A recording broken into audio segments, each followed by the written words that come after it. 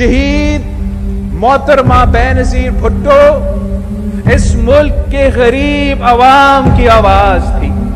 इंशाल्लाह फतह आपकी कदमें छूएगी। जिए भुट्टो, सदा जिए। और शहीद मोहतरमा बेनजीर भुट्टो को कत्ल करके वो आमिराना सोच रहे थे कि पाकिस्तान पीपल्स पार्टी खत्म हो जाएगा, मगर ये उनकी भूल थी। इसलिए कि कल भी शहीद मोहतरमा बेनजीर भुट्टो जिंदा थी और आज भी पाकिस्तान पीपल्स पार्टी के कारकुन के सूरत में, आपके सूरत में आज भी शहीद मोहतरमा बेनजीर भुट्टो जिंदा है। पाकिस्तान पीपल्स पार्टी के वर्कर्स जब अपने लाशों को उठाते हैं तो फिर भी कहते हैं कितने भुट्टो मारोगे।